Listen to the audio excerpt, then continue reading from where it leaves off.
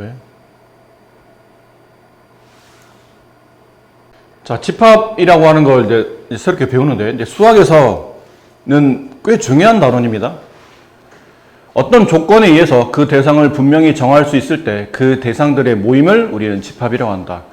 어떤 조건이 주어져요. 근데 이 조건은 누가 생각해도 이제 객관적 기준이 있어야 될 테고, 그 대상을 분명히 구분할 수 있어야 됩니다. 예를 들어, 여기서 뭐 수학을 좋아하는 사람을 모이시오. 그러면 수학 좋아하는 사람 모이겠죠. 이게 하나의 집합이 된다는 뜻이에요. 근데 이제 대상이 분명할 수 없을 때는 집합이 될 수 없어요. 뭐 잘생긴 사람의 모임.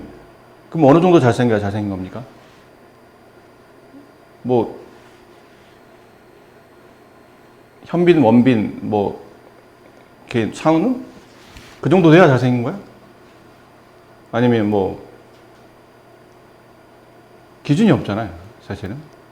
예진 정도면 잘생긴 건가요? 잘생겼죠, 저 정도면.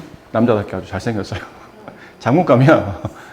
근데 그 대상을 분명히 구분할 수 없기 때문에 이런 거는 집합이 될 수 없고, 집합을 이루는 대상 하나하나, 그 집합 안에 들어있는 요소 있죠. 그 구성 요소 하나를 우리는 보통 원소라고 한다. 여기 나와 있네요. 3 이하의 자연수의 모임을 만들 수 있어요. 1, 2, 3, 3개. 이게 집합이 되고, 그 집합 안에 들어있는 요 3개 원소, 1, 2, 3, 얘를 원소라고, 3개 구성 요소를 원소라고 한다라는 거죠. 근데 집합을 만들 때는 보통 집합의 기호는 대문자로 쓰게 되고, 그 안에 원소를 집어넣을 때 이렇게 중괄호 모양에 집어넣으시면 돼요. 이게 집합 기호입니다. 그 안에 1 넣고, 2 넣고, 3 넣으시면 돼요. 순서는 중요하지 않습니다. 중복되지 않고 한 번씩만 쓴다라는 게 중요하죠. 중복하지 않아요. 같은 원소가 2번 있으면 한 번만 쓰지 2번 쓰지 않고 순서는 굳이 구분하지 않는다. 이게 집합의 기본적인 약속이고, 그럼 여기는 1은 집합 A의 원소가 되겠죠? 그걸 이제 수학적으로 어떻게 쓰냐면 1은 집합 A 안에 들어있는 원소입니다라는 뜻으로 이렇게 이런 모양 써요. 삼지창이라고 해서 이렇게 편하게 얘기하는데, 영어의 엘리먼트의 줄임말이죠. 그러니까 그 안에 있는 속해 있다 뭐 이런 뜻으로 이해하시면 됩니다. 그럼 1은 집합 A의 원소일 텐데 4는 집합 A의 원소입니까? 라면 4는 집합 A의 원소가 아니죠. 그때는 이렇게 짝대기 그어주시면 돼요. 4는 집합 A의 원소가 아니다. 어려운 규 아닙니다.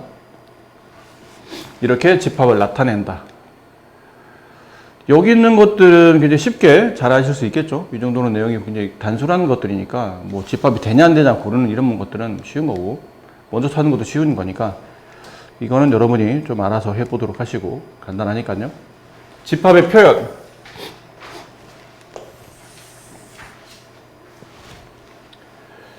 이제 집합을 표현하는 방식에 크게 3가지가 있는데, 원소나열법, 조건제시법, 벤 다이어그램. 가장 중요한 거는 다 중요하죠. 근데 하지만 여러분이 좀 심도 있게 잘 공부하셔야 될 부분은 이 조건제시법입니다. 원소나열법은 직접적으로 원소를 보여주는 겁니다. 그러니까 그 집합 안에 들어있는 원소가 어떤 것들이 있는지 직접 나열해주는 방식을 원소나열법이라 부른다는 얘기죠. 예를 든다면 집합 A가 1, 2, 3, 6 이렇게 집합의 형태를 다 집합에 들어있는 원소의 형태를 다 보여주는 겁니다. 이게 원소나열법이라면 조건제시법은 뭐냐면, 여기 있는 원소를 잘 보니까 얘네들이 공통된 규칙이 있죠. 이술의 공통된 규칙 뭔가요? 6의 약수입니다. 그렇지? 그 성질을 보여주면서 원소를 직접 나열하지는 않고 그 성질을 보여주는 방식을 조건제시법이라 불러요. 근데 쓰는 방식이 얘들 약속이 있는데, 앞에 원소를 나타내는 X라는, 이건 원소를 뜻하는 겁니다. 그 뒤에 줄 하나 쳐요. 그 뒤에다가 이 X가 이 원소 A, 집합 A 원소인 X가 가지는 성질을 보여주면 돼요. X는 6의 약수.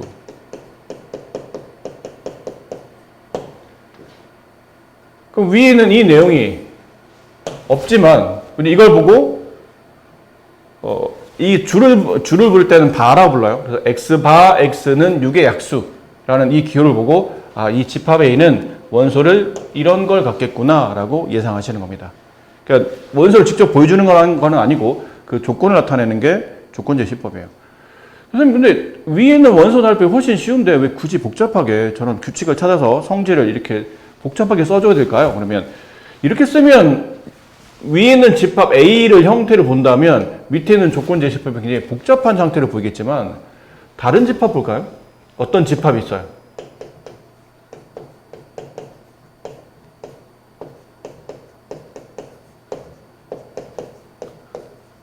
자, 이렇게 된다고 칩시다. 이건 뭐예요, 그러면? 전 무슨 집합을 말하죠?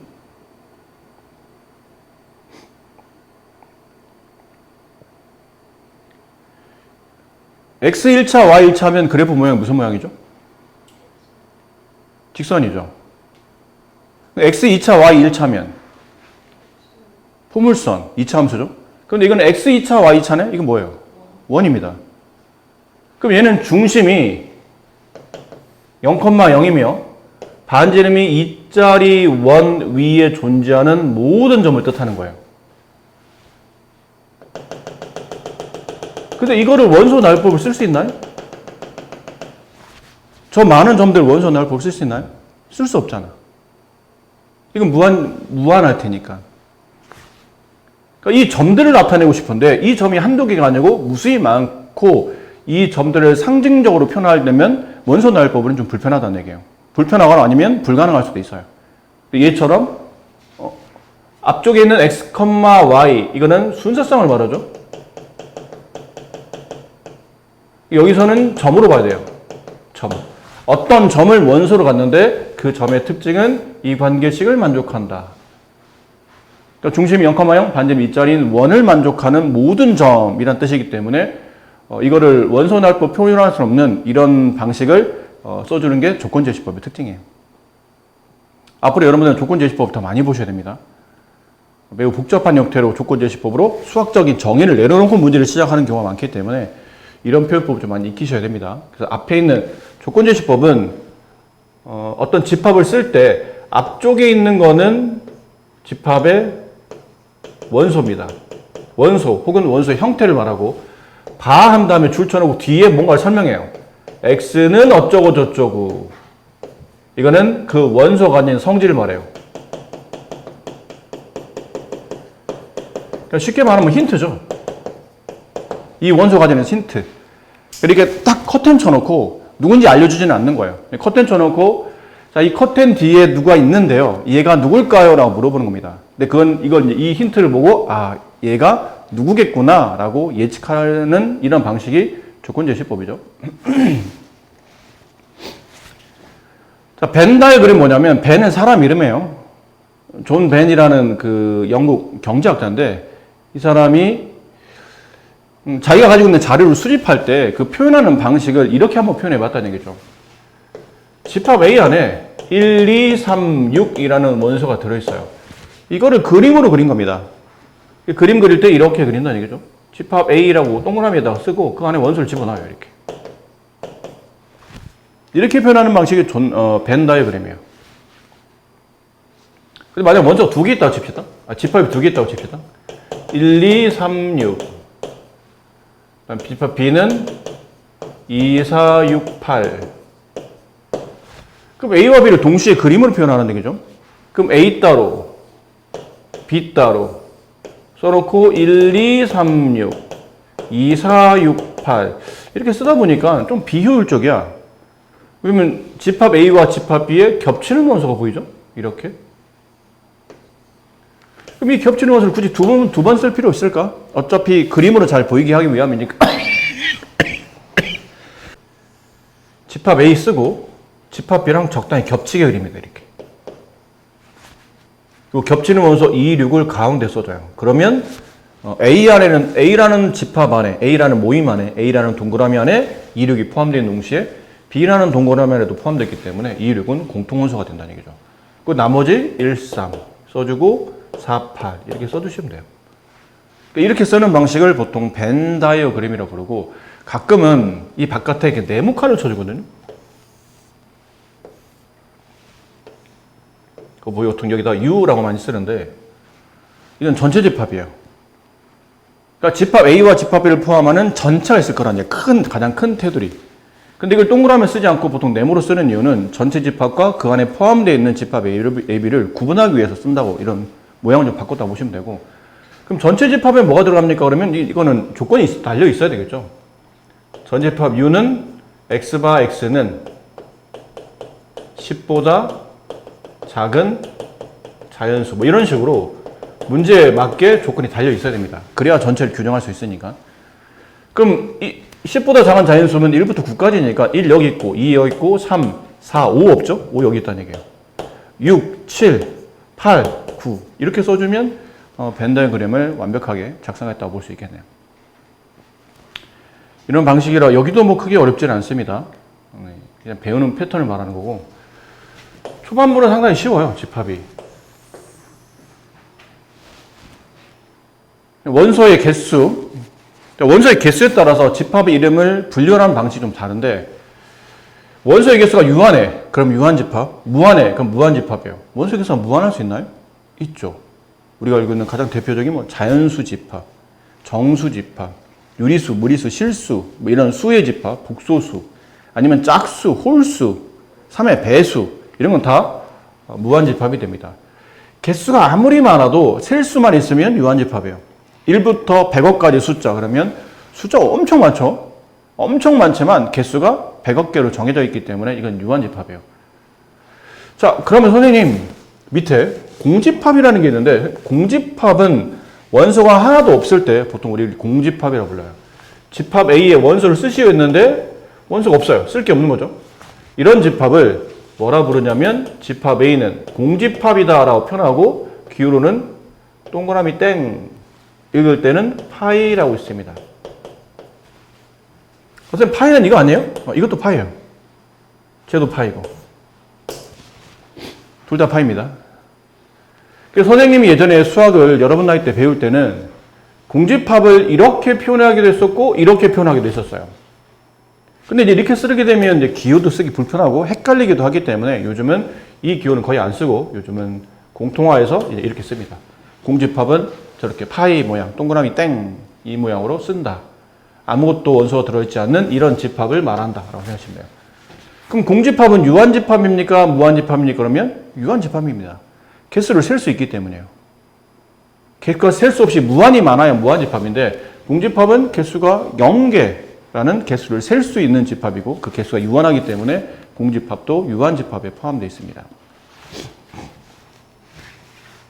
자, 그 다음 요 밑에 보면 그럼 그 집합 아래에 들어있는 원소의 개수가 몇 개인가요? 라는 걸 표현하기 위해서 또 수학적 기호를 만들어내는데 이렇게 써요. n 가로 이 안의 집합. 이런 기호를 쓰게 되면 이거는 이 집합의 저 n은 넘버의 줄임말이에요. 집합의 원소의 개수라는 뜻입니다. 그러니까 이 안에는 무조건 집합이 들어가야 됩니다. 그러니까 집합 기호화된 게 들어가야 된다는 얘기죠. 뭐 예를 든다면 뭐 이런 게 들어간다거나 아니면 뭐 이런 게 들어간다거나 이렇게 되면 A와 B는 집합이 되는 거겠죠. 아니면 아예 집합 기호를 이렇게 써줘야 돼요. 이렇게 해서 이렇게 들어간다거나 아니면 이것도 집합이죠. 좀 전에 배웠던 공집합. 됐습니까? 그러니까 이렇게 들어가야 되지 이런 거는 말이 안 된다는 얘기죠. 이 3이 집합이 되는데 3은 집합이 아니잖아요. 집합처럼 대문자처럼 쓰든지 그러니까 집합을 쓸 때 집합은 대문자, 보통 원소는 소문자로 쓰는데 이렇게 대문자 써져 있으면 상징적으로 A는 어떤 집합을 말하고 B도 어떤 집합을 말하는구나 라고 생각하시면 되고 이렇게 집합 기호로 써주든지 얘도 공집합이니까 집합 모양이 나와야 되는데 이거는 집합 기호도 아니고 그냥 3이라는 떨렁 숫자만 있기 때문에 이런 기호는 쓰지 않는다 되겠죠. 그럼 물어봅시다. 집합 A에 1, 2, 3, 6. 자, 이렇게 된 집합 A가 있어요. 집합 A에 이렇게 쓰면 답 뭐라 써야 돼요? 4. 그렇죠, 4. 원소의 개수 몇 개냐 물어봤기 때문에 4라고 쓰시면 돼요. 그러면 이건 뭐라 써야 돼요?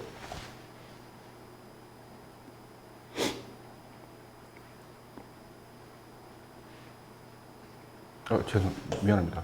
내가 잘못 써놓고. 이건 뭐라 써야 돼? 1. 그럼 이건 뭐라 써야 되죠? 1. 이유는 이 안에 있는 게 집합이고 집합 기호는 중괄호로 표현된다고 그랬죠? 그럼 중괄호 안에 들어있는 게 원소이기 때문에 원소의 개수가 한 개가 있어요. 그래서 1이라고 써야 됩니다. 그럼 이거는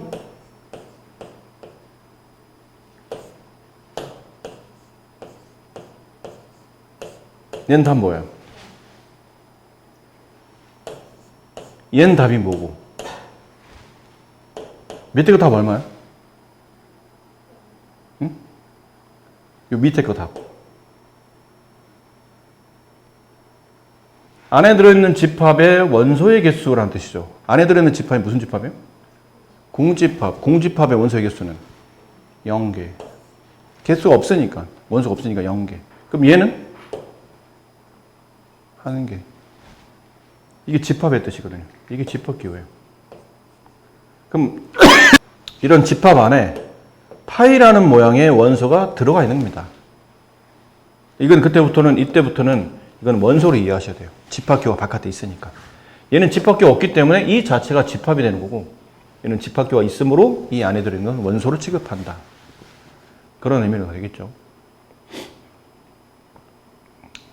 자, 여기서부터가 조금 더 본격적인데, 집합의 부분이란 말만 들으면 이제 대략 무슨 말인지 아시겠죠? 어떤 집합의 일부분이 된다는 뜻인데, 집합 A의 모든 원소가 집합 B에 다 포함되어 있을 때, 그때를 A를 B의 부분집합이라 말한다. 여기 기호가 있죠? 얘가 있어요. 집합 A는 1, 2라는 원소를 갖고 집합 B는 1, 2, 3의 원소를 가져요. 그럼 사실 그림을 그릴 때 아까 벤다의 그림 그릴 때 A와 B가 적당히 겹치게 그리라고 했죠? 근데 1, 2가 겹쳐요. 근데 A는 1, 2 말고 다른 원소를 안 가지고 B는 3이라는 원소를 가지죠. 이렇게 놓고 따지니까 A의 모든 원소가 집합 B에 포함되어 있기 때문에 이렇게 그림을 그리는 것보다는 이렇게 그리는 게 좀 더 A와 B의 그 관계를 좀 더 잘 나타내고 있다고 볼 수 있겠죠. 그러니까 이랬을 때 집합 A의 모든 원소가 집합 B 안에 포함됐을 때 A라는 집합은 B라는 집합에 포함된다. 이렇게 C자를 이게 사실 컨텐츠의 줄임말이잖아요. 컨테인의 줄임말이잖아. 근데 이거를 이렇게 쓰게 되면 알파벳처럼 보일까봐 이게 C를 좀 늘려 쓰는 겁니다. 이렇게. 집합 A는 집합 B에 포함됩니다. 그럼 이 기호를 쓰게 되고, 집합 A의 모든 원소가 집합 B에 포함되어 있지 않아요. 자, 이렇게 돼 있다. 집합 A 이렇게 돼 있고, 집합 B는 2부터 300까지였다고 칩시다. 그럼 집합 A의 원소 중에 1을 제외한 모든 원소가 집합 B 안에 포함되어 있죠. 하지만 집합 A 안에 1이라는 원소가 집합 B에 포함되지 않아요. 단 하나라도 집합 B에 포함되지 않은 원소가 있으면 그때는 A가 B에 포함된다고 말할 수가 없는 겁니다. 이런 기호를 쓴다는 얘기죠. 단 하나라도. 자, 배우고 났더니 여러분이 여기서 좀 구분해서 기억하셔야 될 게, 그럼 언제는 삼지창을 쓰고 선생님 언제는 이지창을 쓰는 겁니까? 그러면 삼지창은 포함되는 애가 원소인 거고 포함하는 애가 집합일 때요. 그러니까 원소와 집합의 포함 관계일 때 삼지창을 쓰는 거고, 이지창은 집합에 포함될 때 쓰는 기호입니다. 그러니까 기호의 쓰임새가 다르다는 얘기죠. 하나는 원소를 대상으로 하고 하나는 집합을 대상으로 하기 때문에 그 기호의 쓰임을 정확히 이해하셔야 됩니다. 자, 밑에 이건 이제 상징적으로 다 기억하셔야 될 내용인데, 모든 집합은 자기 자신을 부분 집합으로 갖습니다. 이건 어떻게 보면 너무 당연한 게, 집합 A가 1, 2, 3, 3개의 원소를 가져요. 그럼 1, 2, 3, 3개의 원소를 가지고 있는 어떤 집합은 집합 A에 포함됩니까? 라고 물어보면, 그러니까 이 정의대로만 이해하면 되거든요. 부분 집합입니까? 이지창을 썼다는 얘기는 부분 집합을 묻는 거니까. 부분 집합인가요? 라고 물어보면, 여기 안에 있는 이 집합 안에 들어있는 모든 원소 1, 2, 3이 집합 A 안에 있습니까? 그러면 네, 있잖아요. 이렇게. 그러다 보니까 자기 자신과 똑같은 형태를 가지고 있는 집합도 부분 집합이 될 수 있습니다. 그리고 공집합은 모든 집합의 부분 집합이에요. 아무것도 들어있지 않은 공집합은 항상 부분 집합을 구할 때 늘 기본적으로 포함이 돼 있어야 된다라는 거죠. 3번은 너무 당연한 게, A가 B에 포함되고 A가 B에 포함된다는 뜻은 그림을 이렇게 그릴 수 있잖아요. 집합 A가 집합 B 안에 포함되어 있고, 집합 B가 집합 C 안에 포함되어 있으면 당연히 A도 C에 포함되어 있다고 말할 수 있는 거겠죠. 여기도 뭐 내용은 크게 어렵지는 않아요. 자, 여기 있는 문제가 뭐 25번부터 30번까지가 좀 헷갈리는 유형이긴 한데, 좀 더 헷갈리는 거 보여드릴게요. 이걸 한번 해보실래요? 집합 A 안에, 이거부터 먼저 해보자. 여기 25번부터 30번까지 잠깐 해보세요. 25번부터 30번까지. 시간은 1분 드릴게요.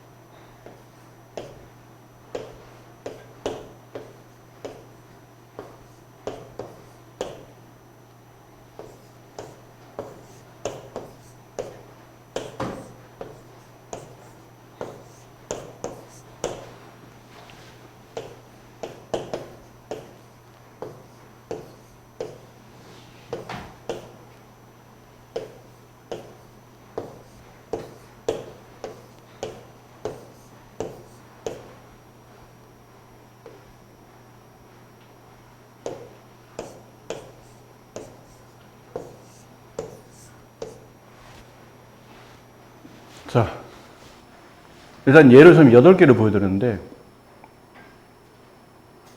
해보세요, 이거. 이것도 시간은 1분 드릴게요. 자, 25분 맞는 말인가요? 5, 26번, X, 27번, 5, 28번, X, 29번, X, 30번, O.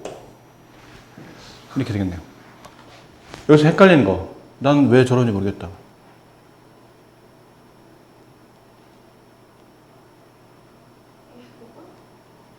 (29번) 자, 29번은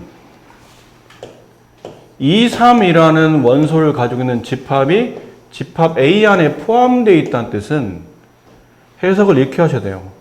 집합 A 안에 2라는 원소나 3이라는 원소가 있어야 되는 거죠. 그렇죠? 그러니까 집합 A 안에 어딘가에 2, 3이 있어라는 2, 3이라는 원소가 있어야 되는 거예요. 그래서 그 2, 3이라는 원소에다가 이렇게 집합 기호를 써야지만 2, 3이라는 원소를 가지고 있는 집합은 A라는 집합, 2, 3이라는 원소를 가지고 있는 집합은 모든 원소가 집합 A 안에 들어있기 때문에 이게 성립한다는 뜻이죠. 근데 집합 A 안에는 2, 3이 없어요. 이렇게 2, 3이 독립적으로 이렇게 나와 있는 이게 없다는 얘기야. 집합에 2라는 원소가 없잖아요, 지금. 3이라는 원소도 없고. 이해됩니까? 자, 앞에 있는 문제 봅시다. 여기는 틀린 게 뭐예요? 틀린 거. 혹시 여러분 고르신 것 중에 번호를 왼쪽부터 1, 2, 3, 4, 5, 6, 7, 8로 본다면 틀린 게 뭐예요? 다 맞아? 그러면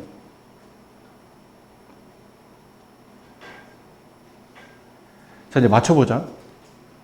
이 문제를 해보려면, 이 문제를 정확히 맞추려면 삼지창과 이지창의 쓰임이 언제 쓰이는지 정확히 알고 있어야 돼요.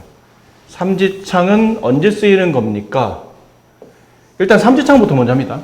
삼지창은 집합 A 안에 들어있는 원소를 뜻하는 거기 때문에 저기 A 안에 있는 원소를 찾아내시면 돼요. 원소가 몇 개죠, 쟤는? 5개입니다. 1, 0, 1, 2.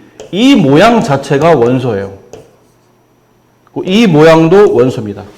그러니까 이 5개에서만 삼지창을 쓸 수 있어요. 1번 맞아요? 맞죠? 여기 있잖아요. 원소. 2번. 여기 있어요. 3번. 여기 있어요. 4번? 없죠. 저렇게 생긴 모양은 이 집합 A 안에 없어요. 그래서 얘가 틀린 거예요. 이제 이지창으로 넘어가는 거죠. 이지창.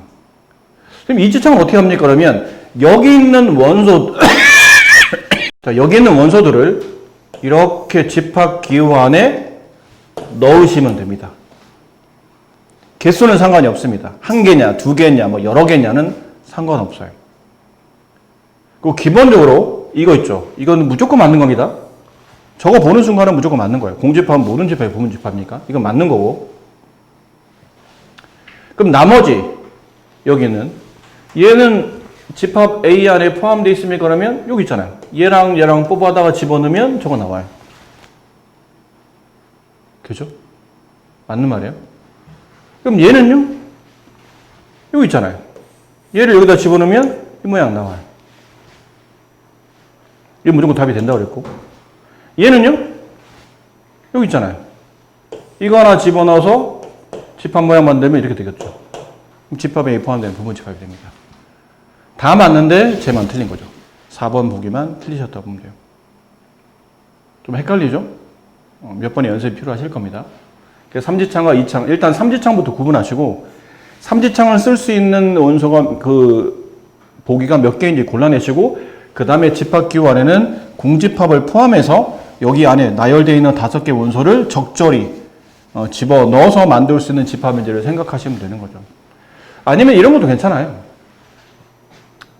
1번 여기 있는 이 순서를 보면 5번째죠. 5번째 보기가 맞는 말입니까? 그러면 이렇게 할 수도 있어요. 이 집합기호를 지우고 여기다 삼지창기호를 쓰는 거예요. 말이 맞냐는 거죠. 1과 2는 집합 A에 포함되어 있습니까? 여기 있잖아요. 이게 맞는 말이에요. 그래서 얘도 여기 바깥에 집합기호 빼놓고 여기 얘가 원소냐 없는 거거든요. 이런 원소를 가지고 있습니까? 가지고 있네요. 이거 무조건 답이라고 했고 얘도 바깥쪽에 집합기호 빼내면 그때부터는 이걸 원소 취급해야 되니까 이런 원소가 집합 A 안에 있습니까? 여기 있네요. 뭐 이렇게 골라내셔도 됩니다. 저기 은근히 좀 헷갈리는 보기들이니까. 자, 서로 같은 집합. 이것도 쉬워요. 집합 A와 집합 B의 원소를 쓰다 보니까 여기 나온 것처럼 집합 A는 이겁니다. 근데 집합 B는 조건제시법이죠. X와 X는 2의 양의 약수. 그럼 집합 B도 1, 2네요. 이럴 때 A의 모든 원소와 B의 모든 원소가 모두 다 같죠. 이럴 때를 집합 A와 집합 B는 같은 집합입니다 라고 표현하고 이걸 벤 다이어그램 그릴 때는 하나의 모양에다가 A와 B를 같이 씁니다. 이렇게. A와 B는 같은 집합입니다. 이런 기호를 써준다는 얘기죠. 근데 이제 A와 B가 서로 같다라는 이 표현을 부분 집합의 개념에서 본다면 이렇게 표현할 수도 있어요. A가 B에 포함돼요. 그렇잖아요. A의 모든 원소인 1, 2가 집합 B 안에 포함되어 있으니까. 근데 이것도 맞는 말인데 동시에 B도 A에 포함된다 말할 수 있죠. 그러니까 이렇게 표현된 거는 결국은 A와 B가 같다는 뜻이에요. 같은 말입니다. 저 두 개 말은. 자, 근데 여기서 이제 진부분 집합이라는 걸 배울 텐데 진부분 집합은 가끔 이런 집합 A가 있다고 칩시다. A, 1, 2, 3 이렇게 3개의 원소를 가져요. 그럼 집합 A에 부분 집합을 될 수 있는 거를 직접 다 구해보세요. 그러면 여기는 1, 2, 3이라는 원소를 갖는 집합에 포함될 수 있는 부분 집합은 일단 무조건 공집합부터 시작하고요. 그 다음에 원소 하나짜리 이렇게 가지고 있는 집합은 집합 A에 포함되는 부분 집합이죠. 아니면 2라는 원소 하나 가지고 있는 집합, 3이라는 원소를 하나 가지고 있는 집합. 이거 다 집합 A에 포함되는 부분 집합이에요. 아니면 원소 2개를 갖는 1, 2를 갖는 집합, 1, 3을 갖는 집합, 2, 3을 갖는 집합. 다 집합 A에 포함되는 부분 집합이고 마지막 자기 자신 1, 2, 3을 가지고 있는 부분 집합. 이렇게가 집합 A에 포함될 수 있는 부분 집합 전체를 다 구하신 겁니다. 근데 이 중에 선생님, 근데 얘는 자기 자신인지 부분이라는 말이 좀 적절하지 않지 않나요? 부분은 말 그대로 일부분이란 뜻이기 때문에 자기 자신을 부분으로 보기는 좀 어렵지 않습니까? 라고 말한다면 여기 나와 있는 부분 집합 중에서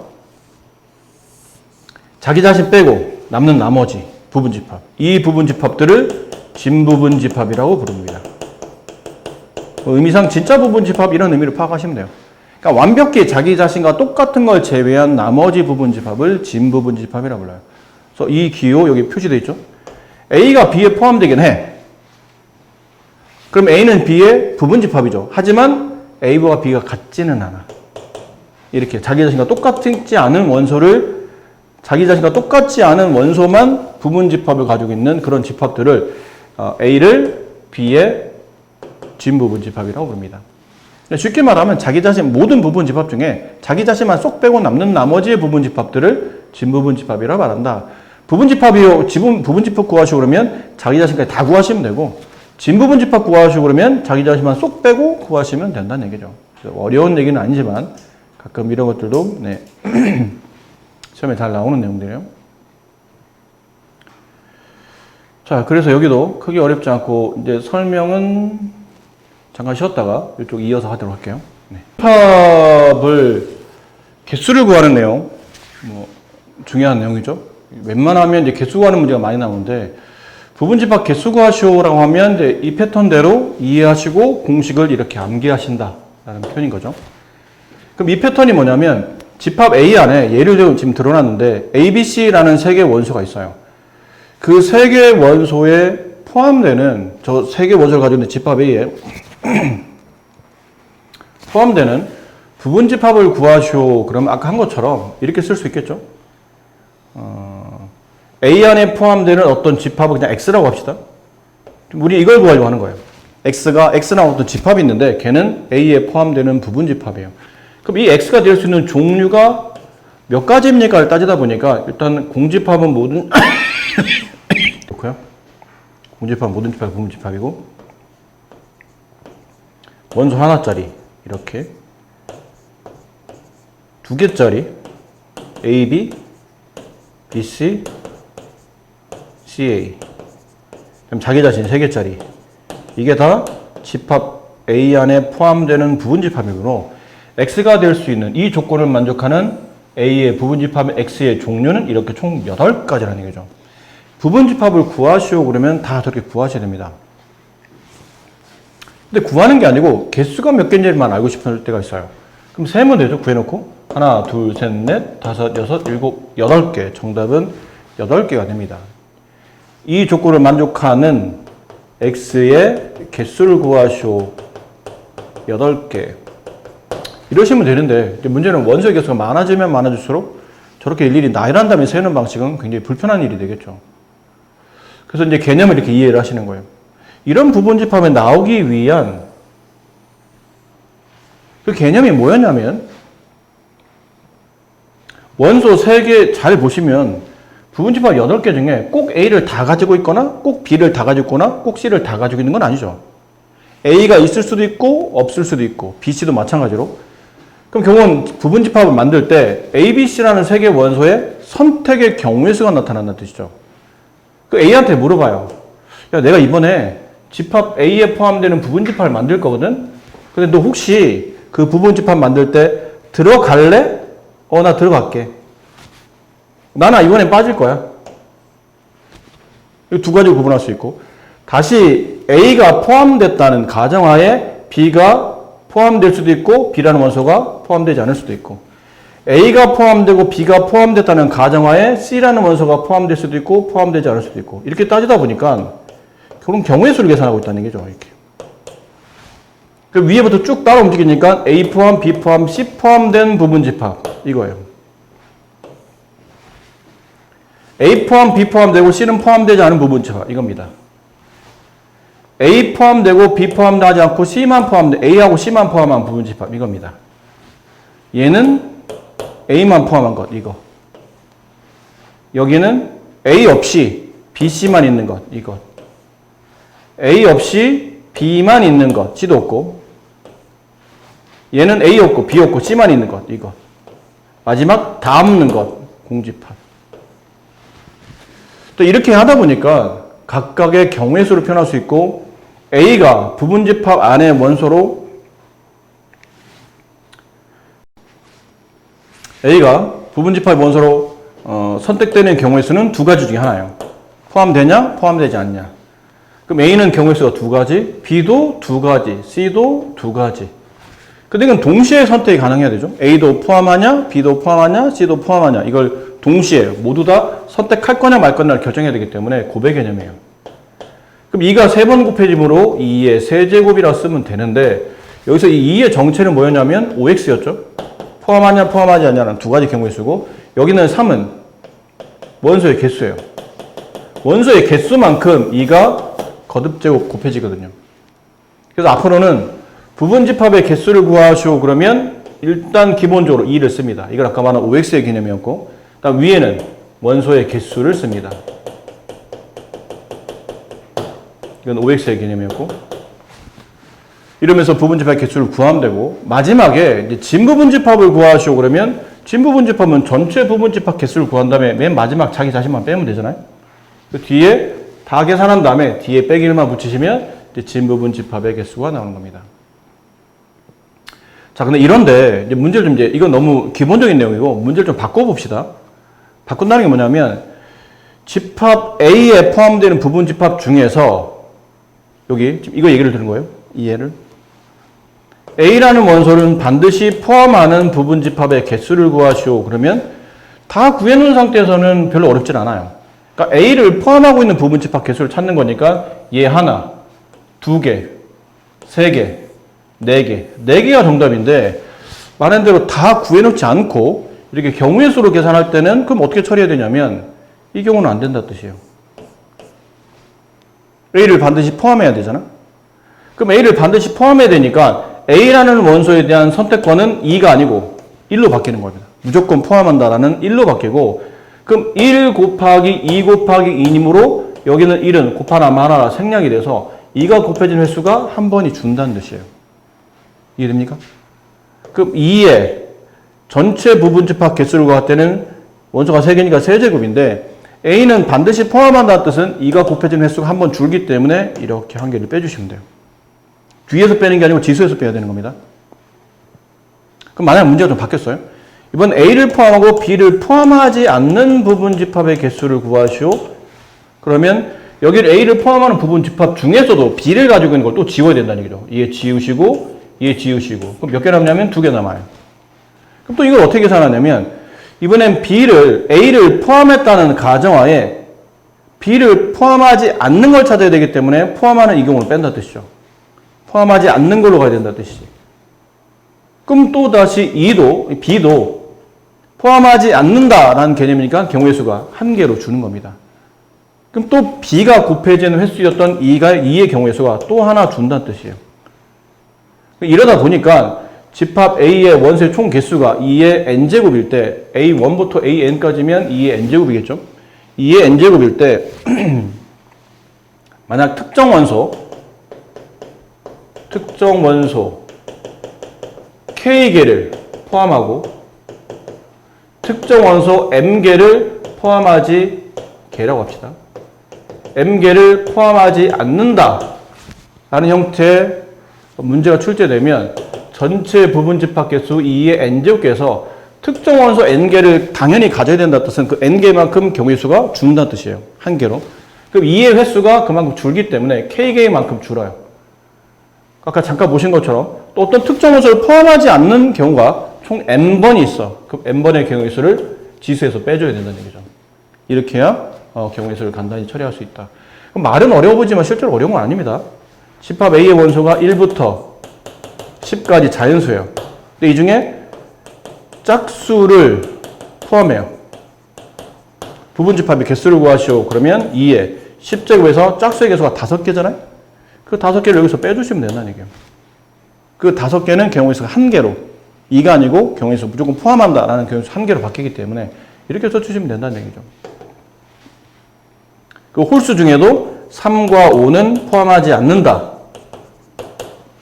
그럼 이번에는 3, 5 원수 2개죠? 그 2개를 다시 빼줘야 된다는 얘기예요. 걔네는 포함하지 않는다는 경우에서 한 가지로 바뀌었기 때문에 얘는 2의 세제곱, 정답은 8개 이렇게 문제가 바뀐다는 뜻이죠. 아셨어요? 네, 이런 식의 문제인 겁니다. 뒤에 여기 지금 설명드렸던 부분이 이런 부분이에요. 특정 원소를 갖냐, 갖지 않느냐라는 경우로 처리하는 문제. 자, 근데 이런 문제 중에 좀 더 까다로운 문제가 있는데, 잠깐, 숫자 좀 너무 많아서, 근데 뭐 저 정도 계산이 어렵지는 않을 것 같아서. A의 부분집합 중 적어도 하나의 사의 약수를 포함하는 집합의 개수를 구하는 문제인데, 적어도 하나라는 거는 다 가지고 있을 필요는 없다는 얘기죠. 집합 4의 약수니까 그 집합은 1, 2, 4를 원소로 가질 겁니다. 그럼 상황을 쪼개봅시다. 첫 번째, 1이라는 원소는 포함해요. 근데 2와 4는 포함하지 않을 수도 있겠죠. 이렇게. 아니면 1이라는 원소를 포함하는데 하나씩 해봅시다. 2라는 원소를 포함하는데 1과 4는 포함하지 않을 수도 있고 4라는 원소를 포함하는데 1과 2는 포함하지 않을 수도 있죠. 근데 이것만 있는 게 아니고 1, 2를 포함하는데 4를 포함하지 않을 수도 있고 1, 4를 포함하는데 2를 포함하지 않을 수도 있고 2, 4를 포함하는데 1을 포함하지 않을 수도 있겠죠. 맞습니까? 아니면 마지막 남은 건 뭐예요? 자리가 없어요. 이거 됐을까요? 1, 2, 4를 모두 다 포함할 수도 있겠죠. 이렇게 되면 적어도 하나의 4의 약수는 가지고 있는 겁니다. 그럼 이 경우로 계산해 본다면 2의 10제곱 중에 원소 하나 포함, 2개 포함하지 않나요? 결론은 포함하냐 냐 중요하지 않고 개수가 몇 개냐가 중요하기 때문에 2의 세제곱 빼면 2의 7제곱. 그럼 얘도 경우는 마찬가지겠죠? 2 하나 빼고 1, 4 2개 빼고 얘도 2의 7제곱. 2의 7제곱. 똑같아요. 그래서 2의 7제곱, 2의 7제곱. 얘도 2의 7제곱. 그럼 2의 7제곱이 몇 개인가요? 하나, 둘, 셋, 넷, 다섯, 여섯, 7개. 이렇게 정답을 처리하시면 됩니다. 근데 이러기에는 시간이 많이 걸리죠. 그래서 다른 방식을 선택하는 게 여기서는 유리합니다.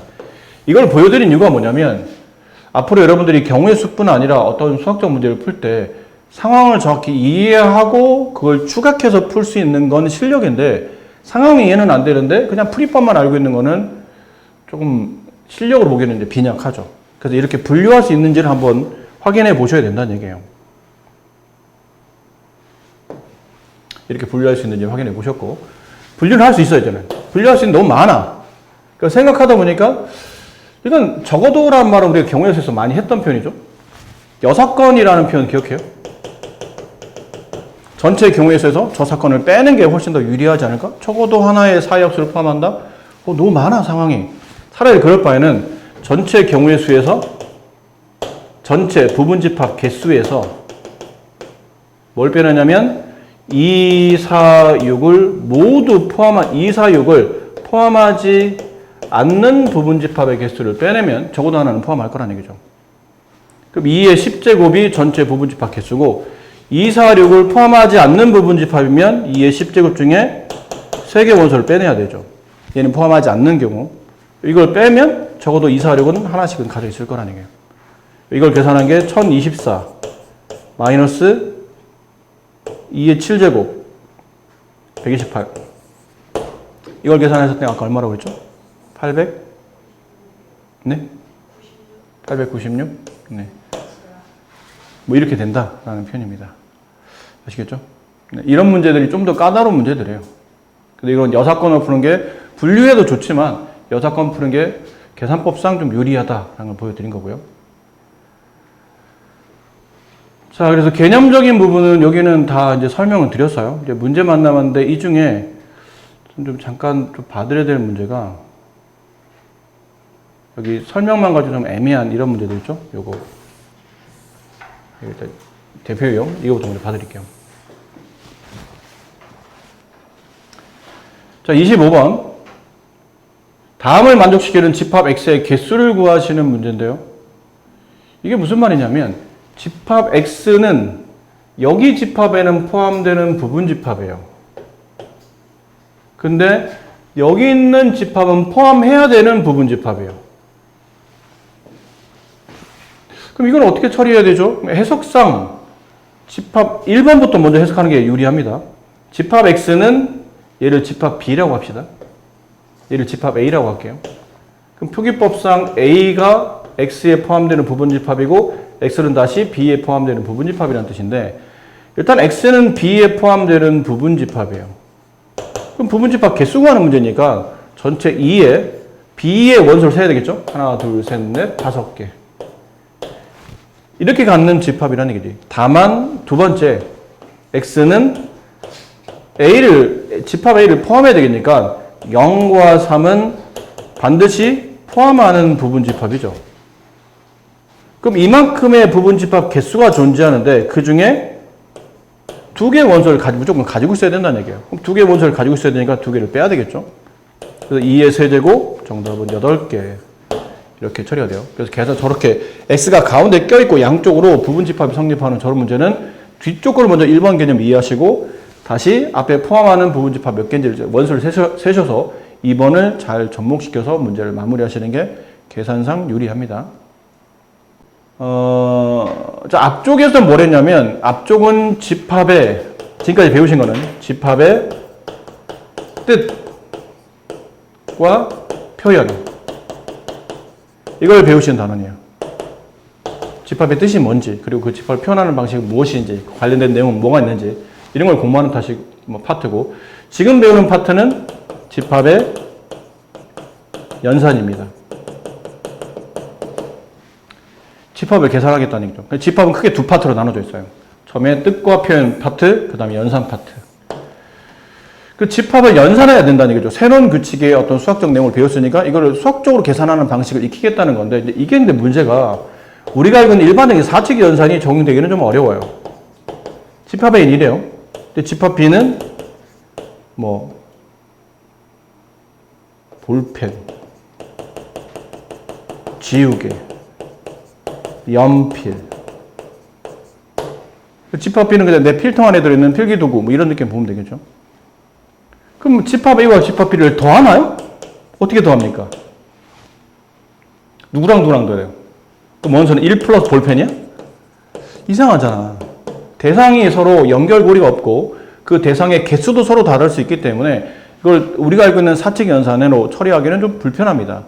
그럼 집합만의 고유한 성질을 잘 유지하면서 집합을 연산할 수 있는 방식이 필요해서 수학자들이 그 연산법을 만들어낸 겁니다.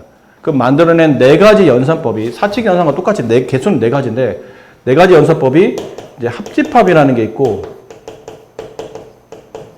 교집합, 집합끼리 교집합한다 해서 교집합이라는 게 있고 그다음에 차집합이라는 게 있고요. 마지막에 이제 여집합이 있어요. 이 네 개의 집합의 연산법을 통해서 집합을 계산합니다. 책에 다 나와 있어요. 일단 앞쪽에는 두 개 먼저 나와 있는데 합집합, 교집합. 그럼 합집합은 뭐냐면 약간 느낌은 그냥 이 단어를 약간 그런 느낌으로 만든 거니까 단어를 보고 적당히 받아주시면 되는데 뭔가 섞겠다는 얘기죠. 합치겠다, 섞는다. 여기서는 합친다는 느낌보다는 섞는다는 느낌이 좀 더 강한데 섞어요. 두 개의 집합의 각각 원소를 섞습니다. 집합 A의 원소를 1, 2, 3, 4라고 하고 집합 B의 원소를 3, 4, 5라고 합시다. 그럼 첫 번째 합집합은 뭐예요? 그러면 A와 B의 원소를 합친다는 수학적 기호가 이겁니다. 영어로는 컵이라고 부르고 한글로는 합집합 혹은 A 합 B, A 합집합 B, A 컵 B 이렇게 부르는데 느낌상 이런 기호를 쓰는 게 뭐냐면 약간 느낌이 이런 컵 안에 그릇 안에 이 원소를 다 담겠다는 얘기예요.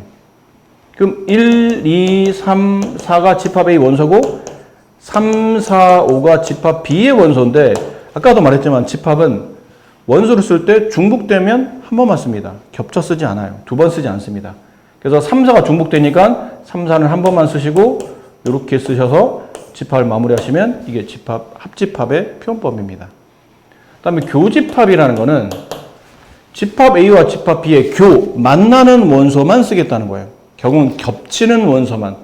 집합 A와 집합 B가 공통적으로 가지고 있는 원소가 3, 4가 보이죠. 그럼 걔만 쓰겠다는 거예요. 근데 교는 이게 합집합 교를 거꾸로 뒤집었네요. 영어로는 캡, 한글로는 교집합 혹은 A교 B. 그럼 교라는 말이 서로 만난다라는 뜻이기 때문에 두 집합의 공통된 원소를 써주는 이런 집합을 교집합이라고 불러요. 그 다음 한 개 계속 할게요.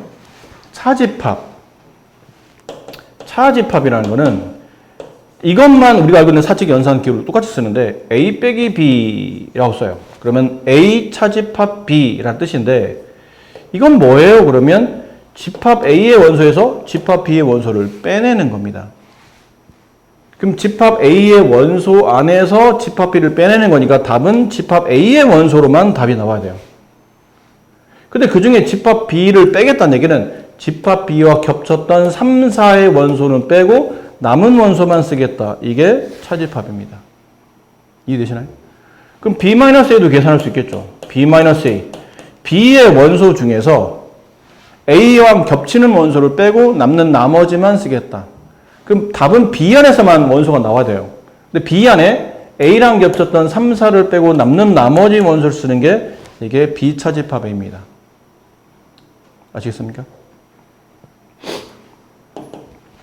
마지막 이제 여집합. 여집합을 쓰려면 기본적으로 뭐가 필요하냐면 전체가 필요해요. 이 여는 아까 우리가 했던 여사건 할 때 그 여와 같은 표현이거든요. 뭐를 뺀 나머지라는 개념이잖아. 그럼 여집합은 집합 A를 뺀 나머지라는 개념이기 때문에 위에다 조그맣게 이렇게 C자를 써요. 조그만 기호, 좀 더 이거보다 조그맣게 위에 지수 쓰듯이. 그럼 이게 A의 여집합이라는 뜻인데 A의 여집합은 전체 집합에서 A의 원소를 뺀 나머지라는 뜻이에요. 이해되시죠? 만약에 전체 집합을 1, 2, 3, 4, 5, 6이었다고 칩시다. 이게 전체 집합이었어요. A, B를 포함하는 전체 집합이 이거였어요. 그럼 거기서 1, 2, 3, 4라는 원소를 빼고 남는 나머지를 쓰는 거니까 5, 6 이렇게 쓰시면 돼요. 이게 여집합이에요. 어떤 규칙인지 아시겠죠? 합집합 원소를 다 담되 중복되면 한 번만 쓰고 교집합은 겹치는 원소만 쓰고 차집합은 그 집합에서 다른 집합과 겹치는 공통된 원소를 빼고 남는 순수한 A.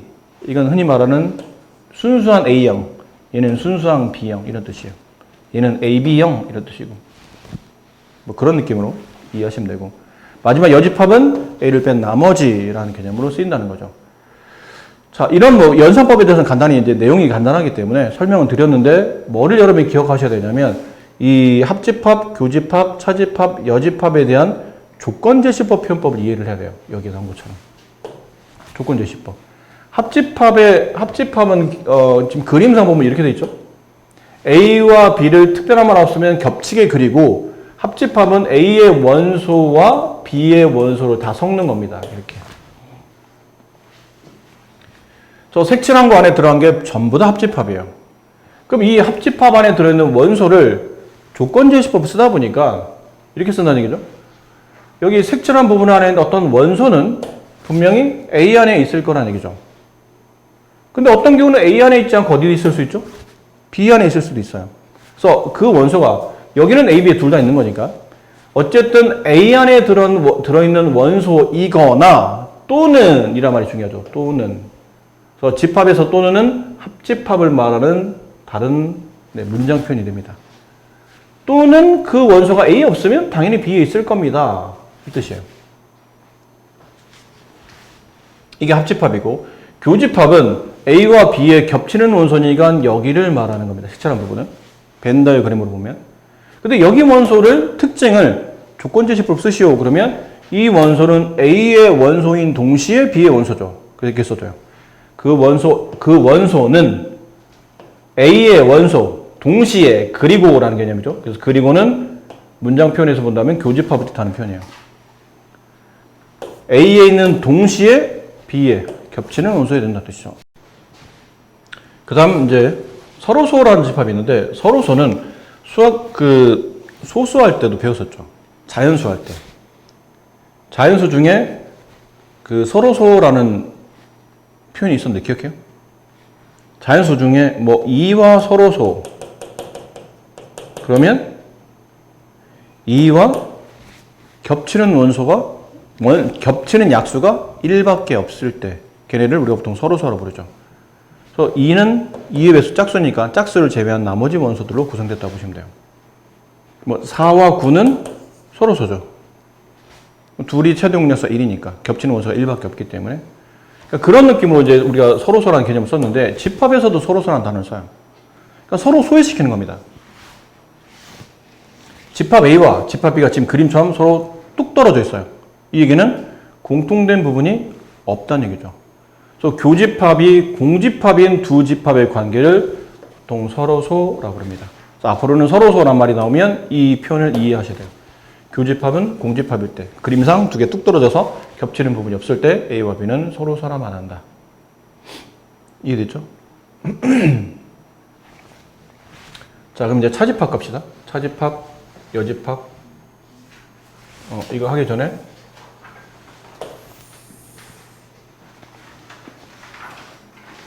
집합의 연산, 법칙. 이건 사칙 연산할 때도 많이 했던 거잖아요. 그죠? 교환 법칙, 결합 법칙, 분배 법칙. 기억해요? 교환은 뭐였냐면 어떤 연산을 기준으로 앞에 있는 숫자와 뒤에 있는 숫자를 서로 바꾸어도 계산 결과 변함이 없으면 이때는 교환 법칙이 성립한다 말하죠. 근데 뺄셈 같은 경우는 교환 법칙이 성립하나요? 안 하죠. 교환은 할 수 있어요. 하지만 성립하지는 않는 거지.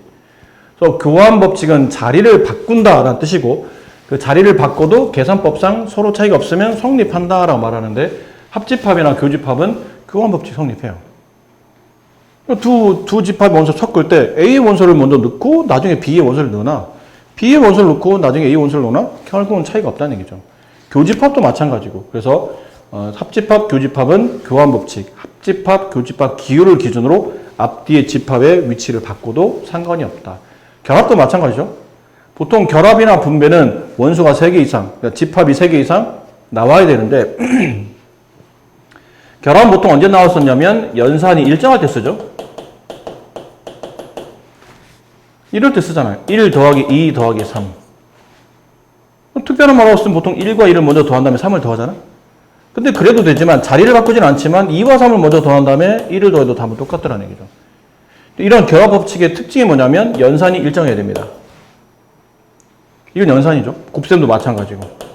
연산이 일정해야 돼요. 그래서 합집합, 그러니까 덧셈과 곱셈은 결합 법칙이 성립하죠.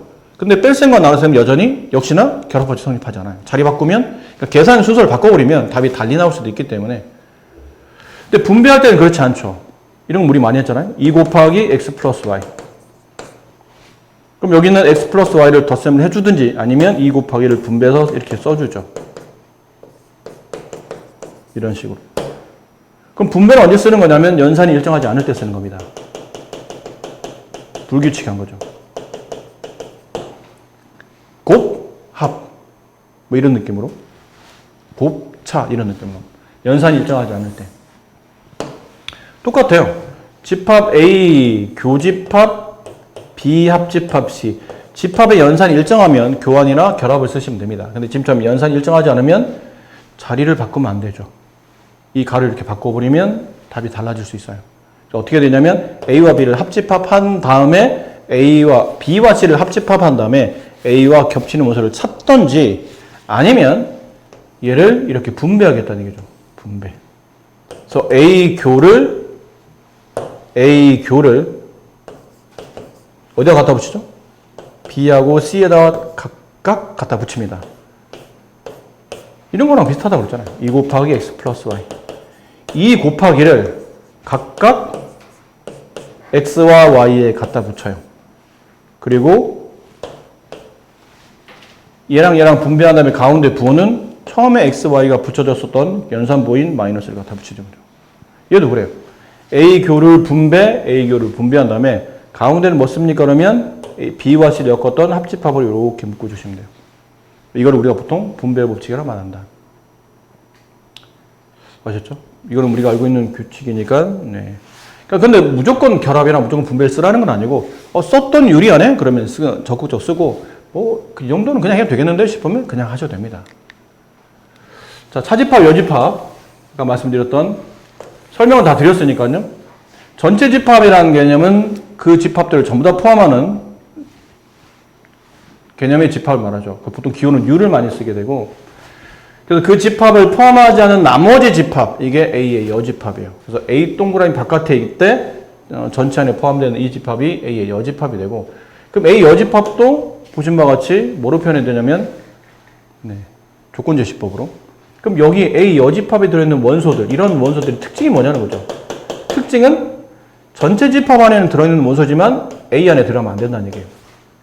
그래서 전체 원소이다. 그리고 동시에 A의 원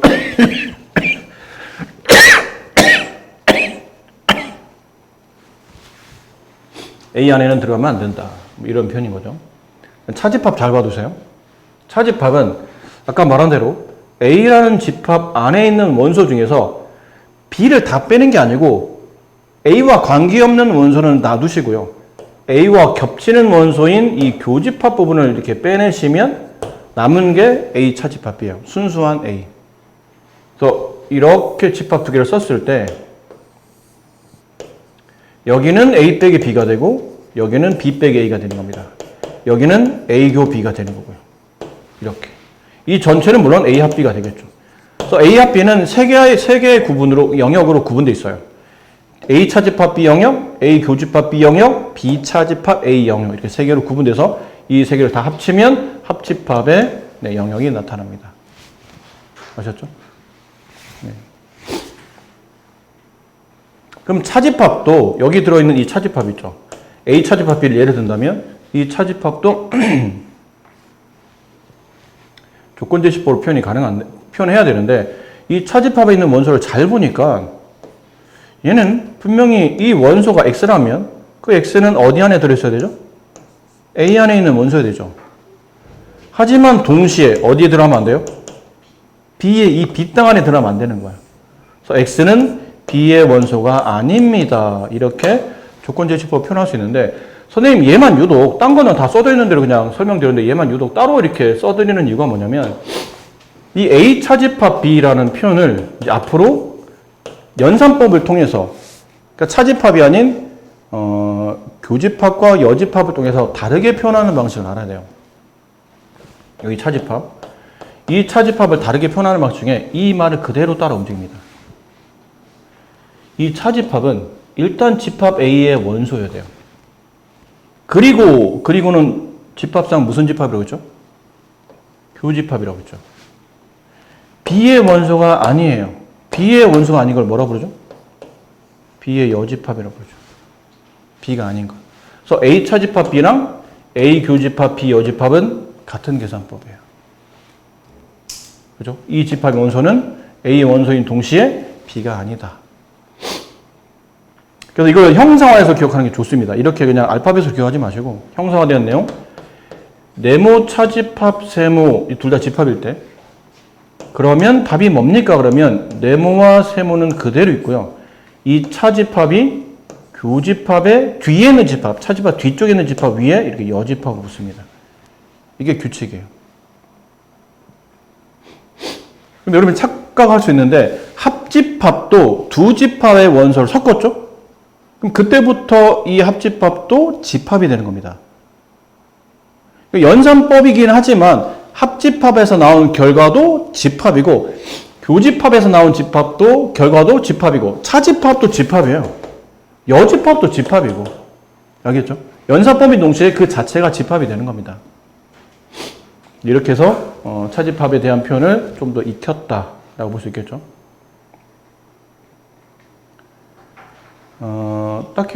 그래서 여기서 딱히 더 풀어드릴 게 있나 그러면 딱히 더 풀어드릴 건 없어요. 비슷비슷한 내용이고 내용이 그렇게 어렵지 않기 때문에 자 이제 집합의 연산의 성질 표현 이거는 다음 시간에 하도록 합시다. 시간상 여기까지 하기에는 좀 무리가 있고 그래서 과제는 104페이지 과제이며